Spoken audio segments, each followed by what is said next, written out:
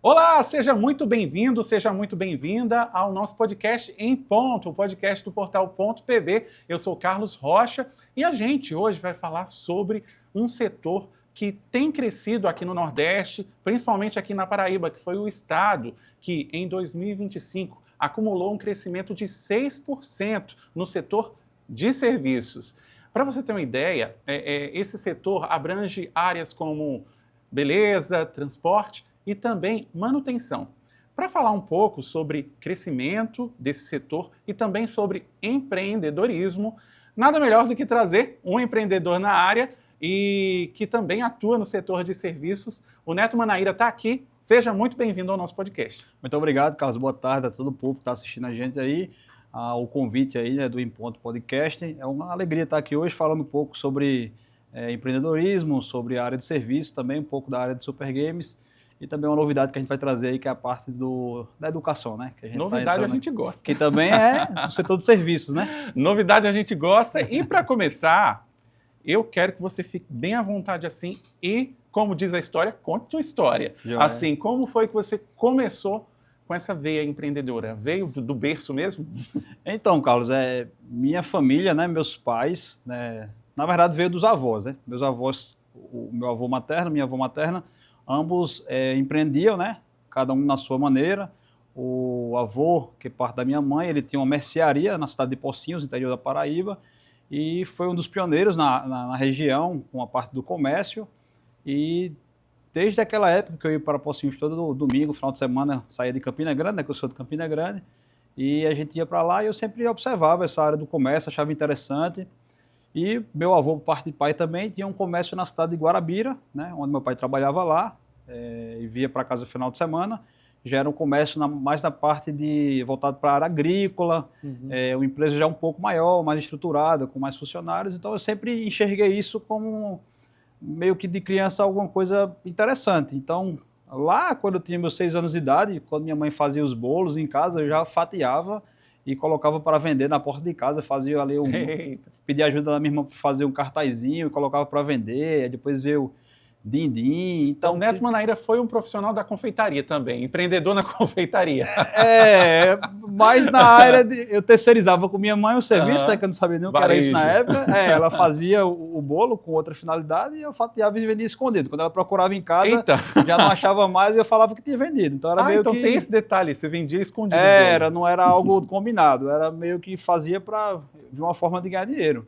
Dentre essas formas da infância, tiveram outras, né? Eu tive o primeiro videogame, foi o Mega Drive ali por volta dos 10 anos, e algumas pessoas da rua também já não tinham videogame, poucas pessoas tinham acesso também, e eu já alugava, na época era 50 centavos a hora para jogar dentro da minha sala. Então eu só tinha o Sonic 2, só tinha um cartucho só, então era só o único jogo que dava para jogar. A veia do empreendedor. Tem essa veia do empreendedor. E aí, a minha avó que eu falei, meu avô que morava lá em Pocinhos, na casa dele lá tinha árvores com frutas e tal, e eu pegava as frutas, ovos de galinha, colocava na bacia, colocava na frente da casa de vovó e começava a vender também. Então, assim, foi algo que nunca foi, assim, direcionado pela minha família, era algo que partiu realmente de mim. Quando eu estava mais velho, eu perguntei a meu pai, quando ele era ainda vivo, perguntava se ele incentivava, ele falava, não, eu não proibia, mas eu achava legal e ajudava, mas era algo que partia de você. Eu lembro que uma vez a gente foi para Puxinanã, que é entre Campina e Pocinhos, e lá tinha um amigo de pai que era Evaldo, ele tinha mercadinho, tinha vários mercadinhos na cidade. Eu comprei uma vez um pipocão daqueles grandão assim, saí dividindo em saquinho, colocando uma bolinha de assopro, fechando e vendendo. Tipo assim, era coisas que eu ia criando na minha cabeça mesmo. Até que com 16 anos eu criei meu primeiro empreendimento de sucesso, né, que me deu realmente mais grana, assim, que foi... Eu comecei a alugar DVD pirata delivery. Então, na época, quando eu tinha 16, isso, vamos lá, há 22 anos atrás, o DVD pirata, ele não era como hoje. Hoje nem tem mais, que é stream, né? Mas era 20, 25 reais para você comprar um. Lá no Terceirão de Campina Grande, que era as lojas brasileiras. Bem no começo, quando foi lançado. Isso, era caro. Então eu tive a ideia de ir lá, comprava, acho que a primeira compra foram 7 DVDs. Eu pegava aquelas pastas pretas, né? E com folhas transparentes, tirava só a capa do filme, colocava lá, frente e verso, ia na casa dos meus amigos conhecidos perto de casa. Era o seu catálogo. Mostrava o catálogo, a pessoa escolhia o filme, eu colocava uma observação, ia em casa, buscava, entregava, e no outro dia ia e buscava a pé, tudo a pé. Uma locadora de vídeo ao contrário. É. A pessoa não ia lá alugar. Exato, Já era meio que um stream, só que recebia em casa, né? Era o delivery lá da época. A gente cobrava R$1 o aluguel e ia deixar ir buscar, né? Tinha gente que ia buscar em casa, mas era menos comum o pessoal ir lá. O pessoal gostava mais da comodidade mesmo. Sim. Isso se tornou um negócio muito lucrativo, que foi onde eu tive a experiência do meu primeiro sócio, né? Assim, já mais, uma coisa mais formal, que era um amigo meu chamado Everton, que ele é amigo meu ainda, e ele estudava no Reditorista, então foi uma forma que eu também acabei visualizando de rentabilizar, porque tinha muito estudante lá.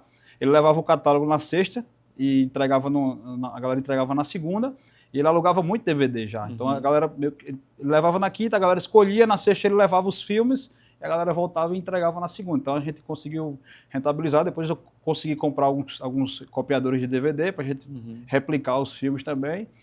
E foi um empreendimento que deu certo, né? Tanto que com 16 anos, pela primeira vez, a gente foi para um show lá em Recife, com o dinheiro da gente, no Hotel 5 Estrelas.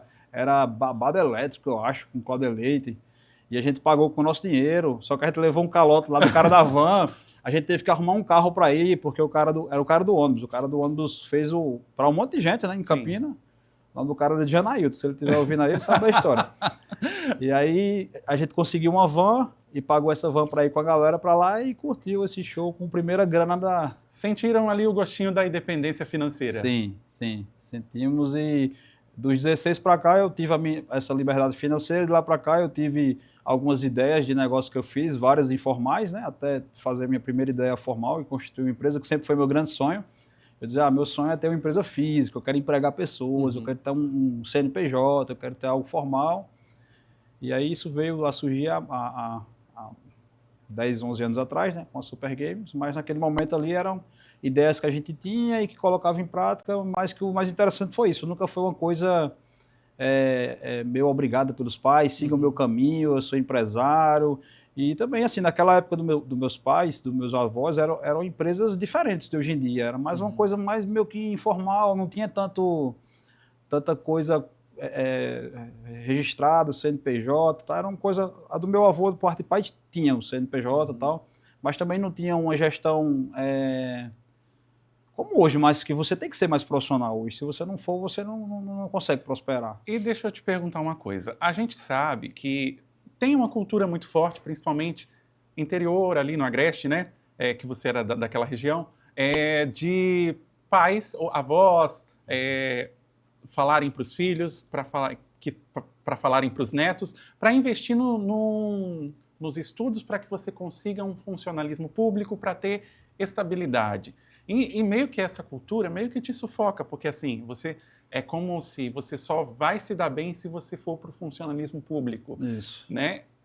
Como você lidava com isso? Porque eu acredito que você tenha ouvido isso. Me corrija se eu estiver errado. Não está errado.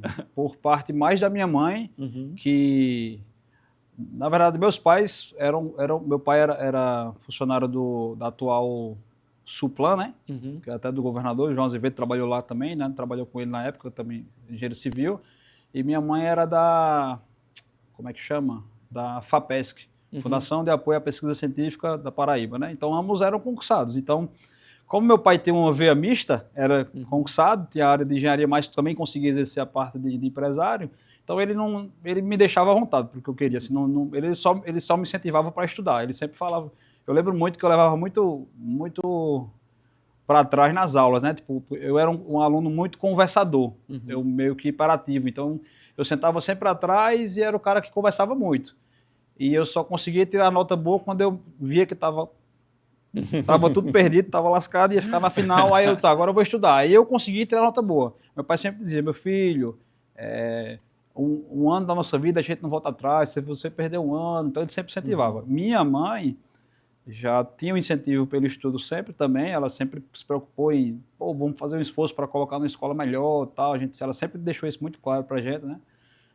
Foi muito importante isso, mas ela falava muito de concurso. Até um tempo atrás ela falava ainda, né? E como é que você driblava isso, assim, para ter um foco no empreendedorismo? Eu acho que foi meio natural, Carlos, não foi nada muito pensado. Eu nunca me enxerguei assim, trabalhando em uma organização assim que não tivesse muita liberdade de você fazer suas escolhas, de você ter o seu direcionamento. Desde muito cedo eu tive esse perfil de ser líder. E ser o líder não é um cara da empresa, é o cara que na pelada, o cara que organiza, que o cara tá ali jogando, você não é o capitão, você tá ali organizando um time, você chega num lugar, você tem a atitude Ele de querer... naturalmente surge, né? É natural, você vai organizar uma mesa ali, vamos fazer aqui, galera, cada um faz a sua parte. Então, assim, é natural você ter um certo... A pessoa perceber a sua liderança. E liderança não necessariamente você ser um líder quer dizer que você vai ser um empreendedor, né? Mas como eu tive essa veia de liderança e já tinha esse incentivo, não um incentivo direto, mas talvez, sei, de enxergar meus pais, meus avós e meu pai também inserido no mundo da empresa, eu tentei puxar mais para esse lado de, não, eu quero ter meu negócio. Tanto que, para você ver, o meu primeiro vestibular foi para educação física. Na época do meu vestibular para educação física, tu deve lembrar disso, lá em Campinas tinha uma prova para se fazer, uma prova física. Você tinha que nadar, você tinha que correr, você tinha que se equilibrar, eram 3 ou 4 provas que você tinha que fazer, você medir a altura, tudo, para você ser aprovado, para fazer a prova. Era mais ou menos como acontece na faculdade de música, que a pessoa tem que fazer uma estudar, prova com um instrumento. Como na prova militar, você vai passar no concurso militar. Primeiro você faz o físico, para depois você estar apto para o intelectual. Então eu fiz o vestibular, mas o meu intuito não era ser um professor, eu queria ter uma academia. Só que eu não entendia que para ter uma academia eu tinha que ser um empresário, e não um professor. Se bem que ter essa vivência seria muito importante para mim, se eu fosse ter uma academia, óbvio que se eu fosse me formar em educação física, ajudaria bastante para entender o processo, para eu poder gerenciar, para eu poder administrar uma academia. Mas, assim, sempre, até essa questão do vestibular, foi pensando em ser um empresário. Na minha cabeça, eu ia fazer educação física para ser a educação física em si, né? Para vivenciar a educação física em si, né? Aí, meu segundo vestibular já foi para administração, quando eu passei, e eu fiquei direto, né? Depois fiz marketing, depois... E você falou aí que você alugava por 50 centavos a hora do videogame, né? Isso. Lá na sua casa. Nasceu daí a Super Games? Como é que ela nasceu? Ela nasceu vendendo produto? Ela nasceu vendendo serviço? Como foi que tudo começou e como ela era no começo? Falando dos 50 centavos, eu me lembrei que quando eu morava em Campinas e vinha para João Pessoa, eu fazia massagem por 50 centavos a hora na minha família, né? Nas minhas tias. Era meio com exploração, por 50 centavos. O cara foi massoterapeuta, na confeitaria também. Comecei na mão, depois compraram a maquininha que ficaram com pena de mim. Aí tinha a maquininha lá. Mas a Super Games, ela surgiu, na verdade, foi por acaso. Foi bem engraçado, as pessoas não sabem da história, né? Tudo que teve no passado, tudo que tem no passado liga um pouco ao que aconteceu. Mas antes mesmo eu já vendi roupa, eu já vendi perfume. Antes mesmo da Super Games, eu trabalhava na Promac, na Volkswagen, era estagiário e sempre eu fazia alguma coisa em alguma empresa, que eu trabalhei em várias empresas. As pessoas também muitas vezes não sabem que eu trabalhei em várias empresas antes de ter a minha empresa, né? Então eu tive muita experiência e cada lugar que eu trabalhei eu tentei pegar o que era de mais importante, os acertos e os erros e aplicar no meu negócio no futuro, né? Eu trabalhei na Promac, Volkswagen, trabalhei na Forte Calva Conte Primo, trabalhei na Claro, trabalhei no Terceirão, trabalhei em vários lugares. E a ideia da Super Games, quando eu terminei meu curso de administração, eu fui fazer um MBA em marketing digital. Isso em 2012, Instagram era mato, não tinha patrocinado, não tinha stories.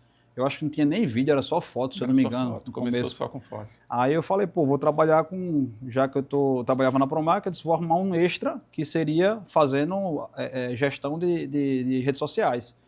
Aí eu fiz minha primeira apresentação, peguei o iPad emprestado da minha irmã, fui na clínica de estética que a esposa do meu melhor amigo trabalhava, e fui mostrar lá.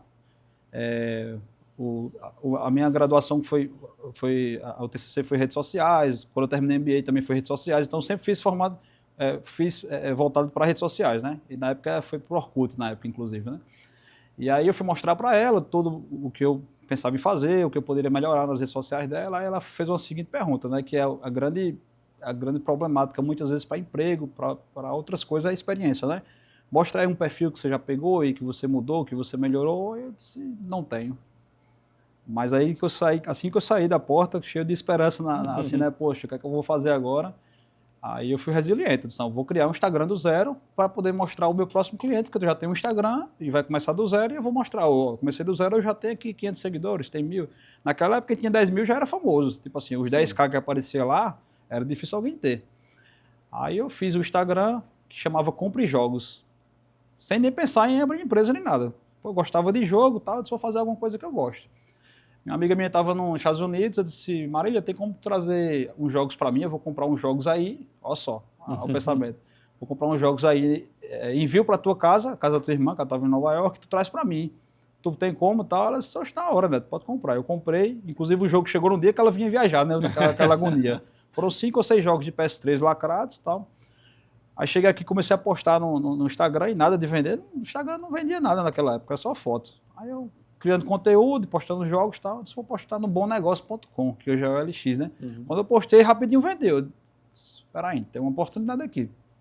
Naquela época, lá 2015, eu postei o jogo e vi essa oportunidade. Pô, só que agora a minha não está mais nos Estados Unidos para trazer, né? Que tinha um preço bem mais barato. Eu vou começar a pesquisar no próprio LX, oportunidade para comprar e vender no LX também. Aí eu comprava o jogo por 30, vendia por 40, comprava por 30, vendia por 50, e assim fui fazendo. Até que, como eu não tinha dinheiro para investir na época, eu trabalhava na época eu trabalhava na Nokia, né? Trabalhava na Nokia como analista financeiro da empresa, né? Aí eu morava com meus pais ainda, não era casado. Chegava no final do dia e mostrava meu pai, o meu extrato. Ó, papai, comprei isso aqui, comprei, sei lá, 3 jogos, 5 jogos e vendi, portanto, comprei isso. Comecei a comprar depois videogame também, e fazendo, e sempre mostrando ao meu pai. Que eu disse, vou mostrar, porque ele vai validar. Se um dia eu precisar de dinheiro, eu prestar ele, se ele tiver, ele vai me prestar. Dito e feito, passou 2, 3 meses, eu disse, pai, não dá mais não, eu quero abrir uma loja porque tá dando muito certo. Estou vendendo aqui, tá andando, ó, já fiz essa grana aqui, e eu sempre guardava e reinvestia, meu estoque já estava maior.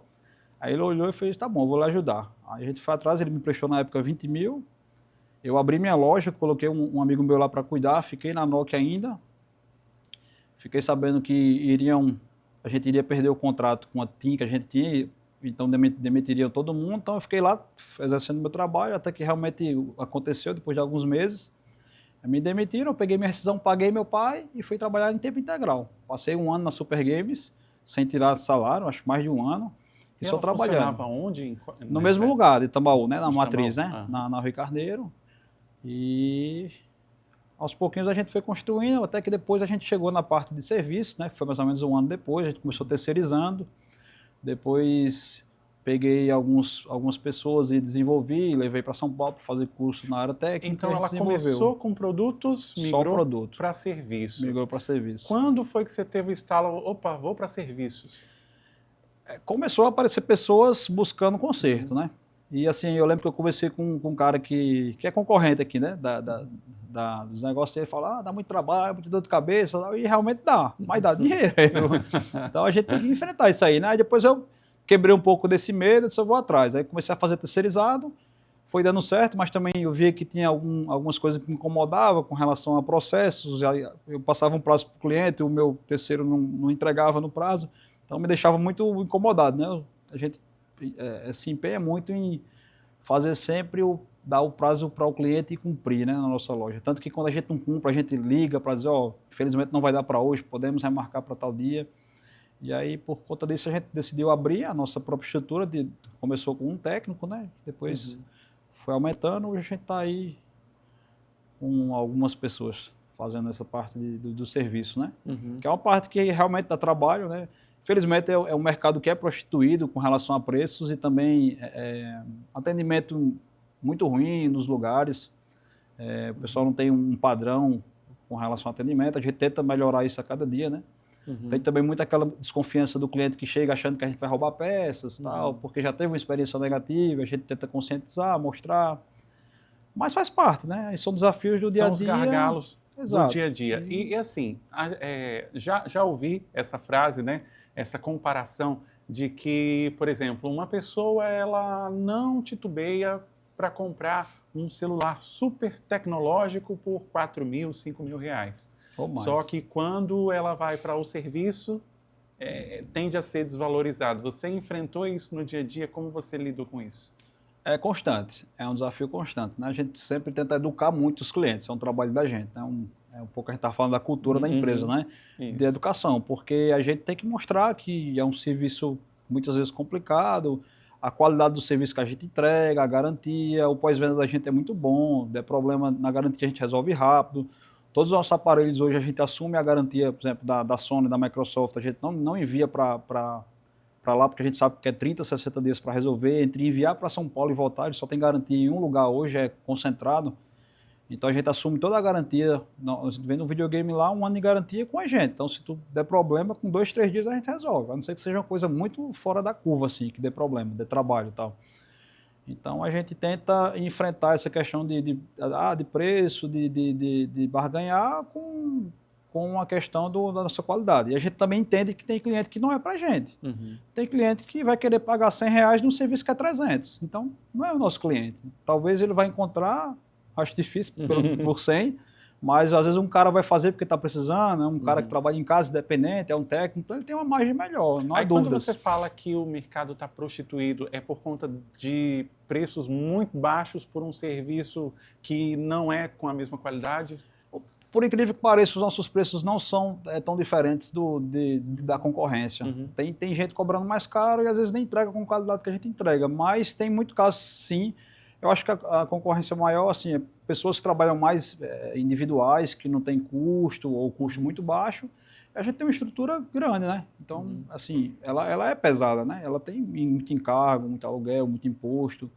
A gente está com hoje o quê? Sei lá, 13 a 15 funcionários trabalhando, então já iremos para a terceira empresa. E pegando o gancho dessa fala, quais são os maiores desafios para empreender no setor de serviço, no setor de produtos? Eu separo assim porque você está nos dois, né? Serviço e produto. Qual o principal desafio, o principal gargalo? Produto, certeza, burocracia e imposto, sem dúvidas alguma. Hoje eu te digo que hoje eu já desestimulei muito a investir em produto. Eu invisto ainda, trago novidade, a loja nova vai estar com um produto que a gente não tinha, não trabalhava, um mix diferente. Mas, pronto, imposto agora, a partir de março, vai aumentar eletrônicos, 1.200 eletrônicos, vai aumentar até 25% de imposto. Memória RAM, que aumentou 300%, vai aumentar mais 20%. Esse imposto, se fala de ICMS, do imposto federal? Imposto federal. Federal, né? Federal. Então, na verdade, é relacionado à importação, né? Todos os produtos são, grande parte é feito fora, né? Vai aumentar ainda mais, né? Então, assim, são coisas que acaba o consumidor que paga. Só que, assim, a gente intermedia a venda. Então, se tu comprou uma memória comigo no mês passado a 100, tu vai comprar agora por 400, o que se eu vendia 10 por mês, agora eu vou vender quantas? Porque quem paga é o consumidor, no final das contas. A gente não vai cobrir o imposto. Quem então, paga esses são os desafios de produto. De produtos, De serviços, assim, tem um desafio geral, porque às vezes as pessoas não entendem que a gente trabalha com máquinas, né? É igual no hospital. No hospital você trabalha com pessoas. Então, as máquinas, às vezes, elas dão problema do nada. Já teve situações, Carlos, por exemplo, tu chega na loja, já aconteceu isso umas 2 ou 3 vezes. E o cliente chegar com um videogame para fazer limpeza. A limpeza não tem garantia porque a gente é igual você lavar um carro. Você não vai lavar um carro e vai dar garantia porque você lavou o carro. Você limpou, entrega. Você testa quando chega, testa quando sai. É uma coisa que a gente implementou também que não tinha, né? É um protocolo. As pessoas não faziam isso. Hoje toda assistência faz. A gente começou fazendo aqui em João Pessoa. E aí, por exemplo, o cara que trouxe na loja, a gente testou, pronto, amanhã a gente entrega a limpeza. Então, o videogame fica guardado, amanhã o técnico vai fazer. Já tem muita coisa para o dia hoje. O cara vai fazer no outro dia, o videogame não liga. Então, antes de abrir, ele testou, não estava ligando. E aí, o problema é de quem? Eu considero que o problema é meu, então eu vou resolver. Já aconteceu pelo menos 3 casos que eu estou falando desse videogame não ter conserto. E eu ter que pegar e dar um videogame exatamente igual ao cara, um seminovo no mesmo estado, aí eu ligo para o cliente, explico. Eles entendem, assim, às vezes fico chateado, mas no final entendem, mas a gente paga lá 1.500, 2.000, 3.000 no aparelho, que chegou lá, ficou guardado, no outro dia a gente ligou, não funcionou mais, porque é eletrônico, ele pode parar do dia para a noite. Quando você leva o seu videogame para consertar, um dia estava funcionando, no outro dia não estava mais, então ele quebrou, pode acontecer com a gente. Então tem esse desafio de você, às vezes você liga para o cliente e fala, você poderia tentar dizer, cara, a gente foi ligar aqui, deu um problema, vamos aqui dividir o custo e tal, mas eu prefiro, sabe, resolver e evitar todo aquele processo de, mas eu deixei funcionando, e de fato deixou.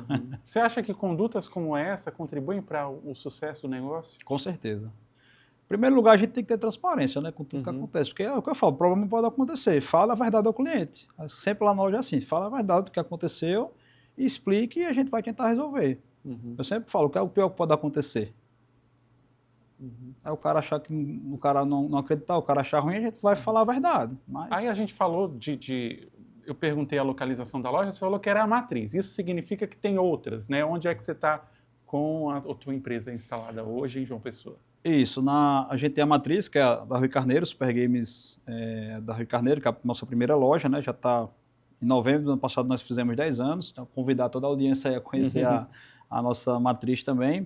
A gente tem uma segunda loja, que hoje vai ser a nossa segunda maior loja, né? Que foi projetada, uma loja com mais estrutura, mais bacana, que fica em Mangabeira, na Josefa Taveira, fica ali bem em frente ao Subway, ali perto do Bem Mais, a principal do Mangabeira, né? E agora estamos abrindo agora sábado, né? Dia 28, depois de amanhã, a loja no Pirâmide Shopping, que fica lá em Tambaú, na Avenida o Antônio... filho caçula. Fica na Antônio Lira, e lá a gente está com um novo projeto, caso a gente até conversou aqui nos bastidores, eu falei bem rapidinho para você, que é o projeto de educação, né?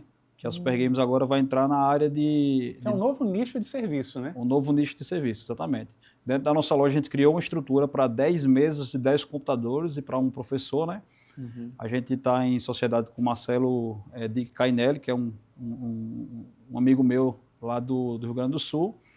Ele é engenheiro de base de dados, ele trabalha numa grande empresa multinacional, uma empresa espanhola, e ele está entrando comigo nesse projeto para a gente criar inicialmente 2 braços, que é o braço de inteligência artificial, voltado para negócios e empresas, e o braço que a gente vai abraçar maior, assim, inicialmente, que é o desenvolvimento de jogos, né? A gente tem já cursos prontos, inclusive para quem quiser ir já acessar o nosso site, né? Que a gente não lançou oficialmente, mas vou lançar aqui agora. Olha, lançamento no Em Ponto. Vamos lá. É o www.supergamesacademy, com Y no final, tudo junto, supergamesacademy.com.br. Ficou um bom nome. Ficou um bom nome, né? A Academia da Super Games, a gente vai desenvolver pessoas que a partir de quando saírem do curso já estejam aptas a desenvolverem jogos. Hoje João Pessoa não tem ainda uma escola de cursos nesse nível, né? Que traga essa expertise, né? O Marcelo, que está entrando em sociedade comigo, ele tem mais de 7 anos de experiência, ele teve 2 escolas nessa área de desenvolvimento.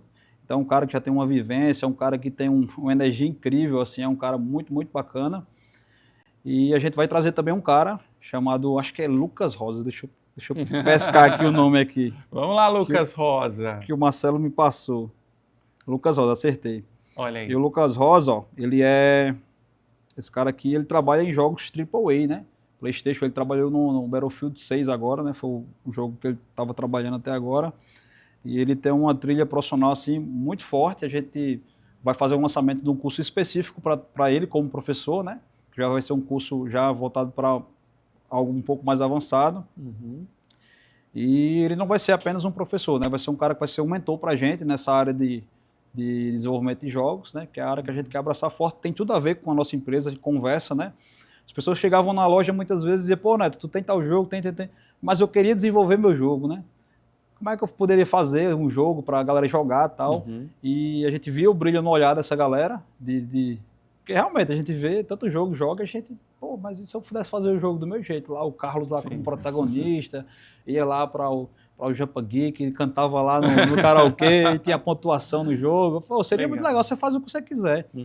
E aí a gente, eu me conectei com o Marcelo, já sabia da experiência dele, né? A gente conhecia através de outras situações, e convidei ele para participar do projeto. No começo ele ficou pensativo, porque já trabalha nessa empresa espanhola, ele trabalha de home office, mas depois a gente sentou juntamente com o Rocha, que você também conheceu, e ele aceitou, está no projeto, inclusive está entrando em sociedade comigo e nessa área de educação. A gente acredita muito que vai dar certo.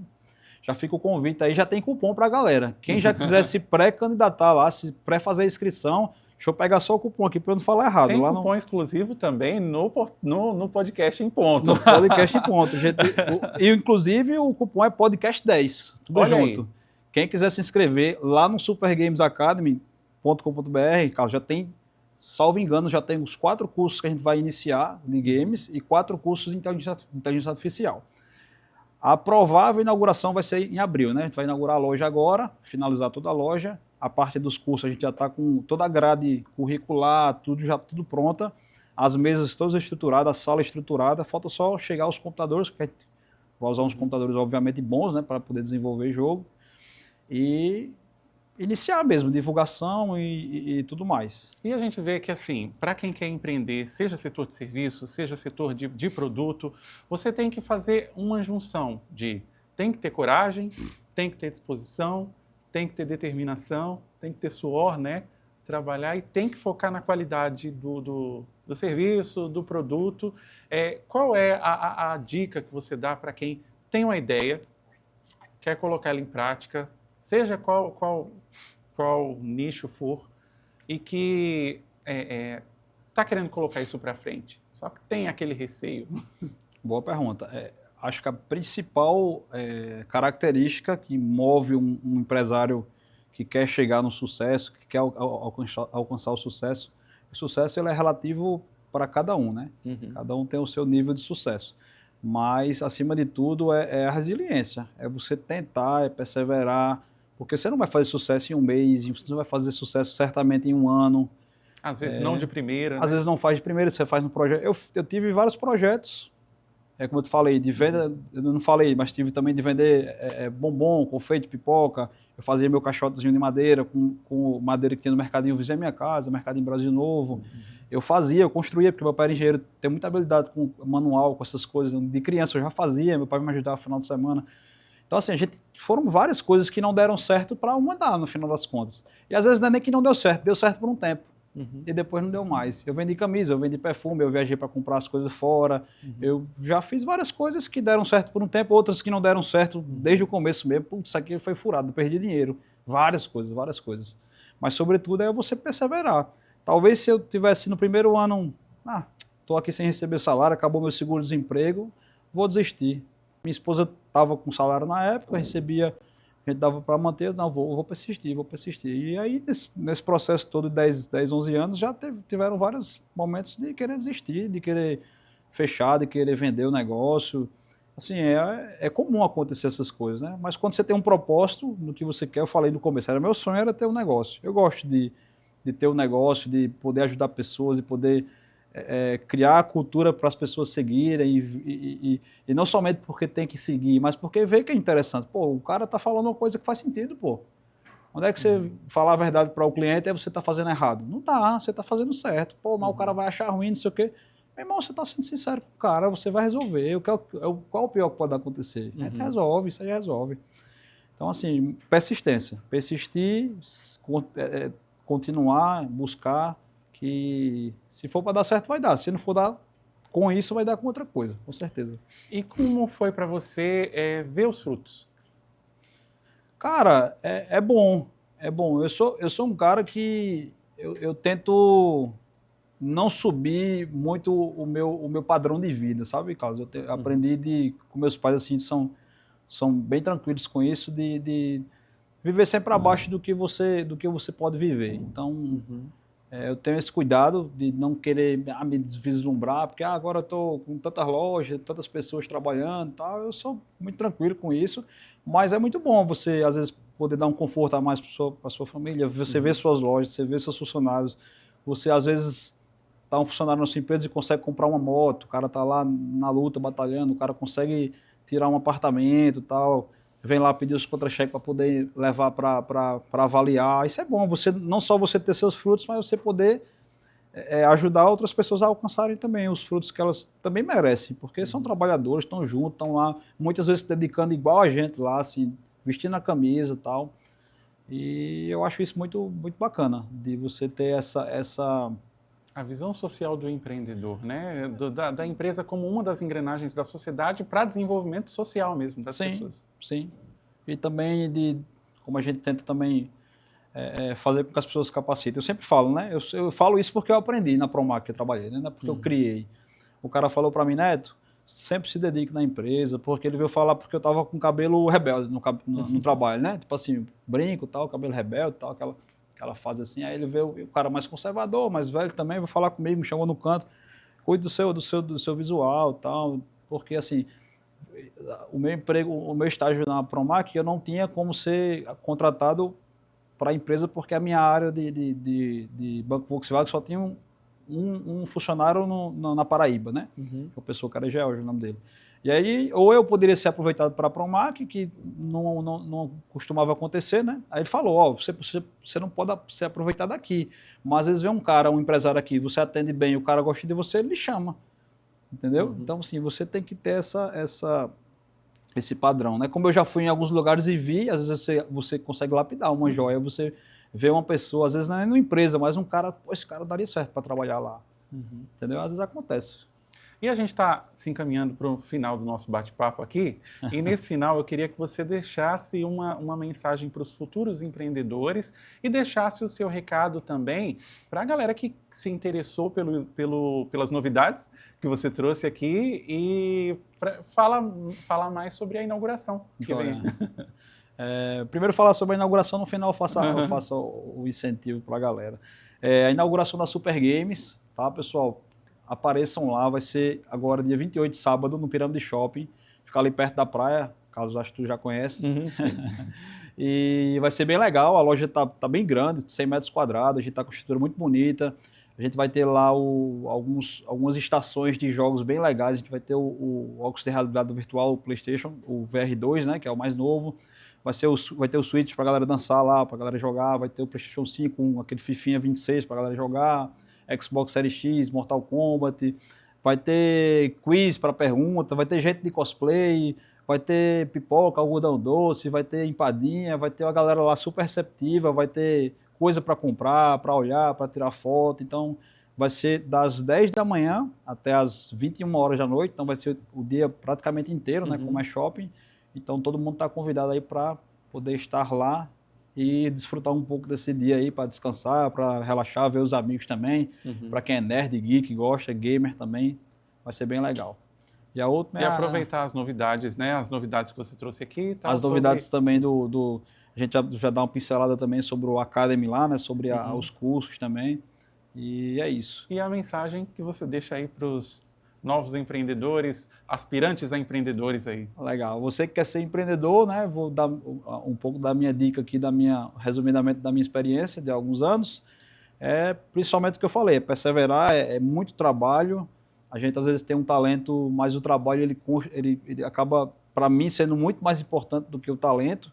O talento ele é importante, mas se você não persistir, não for atrás, não ficar, não insistir mesmo, dificilmente vai dar certo, se acertar de primeira, ter sorte. Tudo que eu fiz sempre foi muito difícil, não teve nada fácil. De aluguel de DVD que deu certo, para Super Games, que graças a Deus está dando certo hoje em dia. Tudo foi muito difícil, tem que trabalhar. E não é papo de, esse cara tá querendo ser humilde, é difícil mesmo, pra caramba. Só sabe quem tá na pele, nem a esposa que tá sempre do lado, nem o melhor amigo sabe, assim, é difícil.